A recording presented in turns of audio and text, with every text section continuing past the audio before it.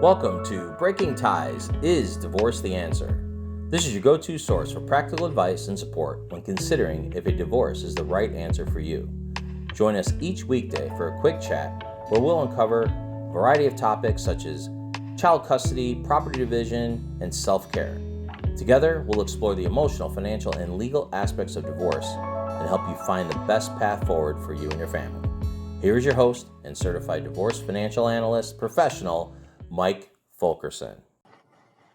Hi, and welcome back to Breaking Ties, Is Divorce the Answer? The podcast where we untangle the complexities of relationships and divorce. I'm your host, Mike Fulkerson, financial advisor and certified divorce financial analyst professional. And today, I'd like to dive into a question that often surfaces during divorce proceedings. Does infidelity impact the financial outcome?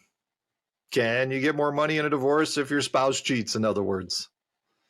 It's a question that involves both legal and emotional dimensions. So let's explore this together. First, let's clarify the legal perspective. In many jurisdictions, divorce laws are designed to be no fault, meaning that the reasons behind the divorce, including infidelity, may not directly impact the division of assets. Courts typically focus on equitable distribution, ensuring a fair split of marital property regardless of the reasons for the divorce. However, it's essential to acknowledge the emotional impact of infidelity. Discovering that a spouse has cheated can be devastating, and it may fuel a desire for retribution or compensation. While the legal system may not directly account for infidelity, the emotional toll it takes on both parties can influence negotiations and settlement discussions. When considering divorce, financial transparency is critical.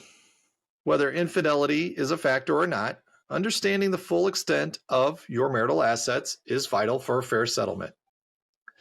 This involves gathering financial documents, understanding joint and individual assets, and working with professionals like financial advisors or forensic accountants to ensure nothing is hidden. Many couples enter into prenuptial agreements to outline how assets should be divided in the event of a divorce. If infidelity is a concern for you, it's worth exploring these legal documents with your partner before tying the knot. Prenups can establish clear guidelines for financial matters, potentially addressing concerns related to infidelity. If you're seeking a more favorable financial outcome due to infidelity, it's important to discuss your situation with a family law attorney or divorce attorney. They can provide guidance on the specific laws in your jurisdiction and help you navigate the legal landscape. While infidelity may not directly impact asset division, there may be other factors, such as dissipation of marital assets, that could be considered. As you navigate the legal aspects, it's equally important to prioritize your emotional well-being. Divorce is a challenging process, and addressing the emotional fallout of infidelity is essential. Consider seeking support from a therapist, counselor, or support groups to help you cope with the emotional aspect of divorce. In conclusion, the impact of infidelity on the financial outcome of a divorce can vary. While the legal system may not explicitly grant money or more money based on infidelity, the emotional toll it takes is undeniable. Focus on financial transparency, seek legal advice, and prioritize your emotional healing. Remember, you are not alone in this journey.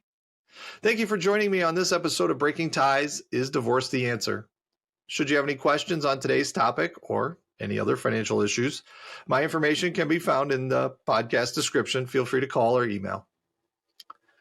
Divorce is not the end of your story. It is the start of your next great chapter. Have a good day. We want to thank you for listening to this episode of Breaking Ties, Is Divorce the Answer? With Mike Fulkerson. For questions, please reach out to Mike via email in the description or give him a shout at 630-444-1410. And remember to subscribe, like, and follow.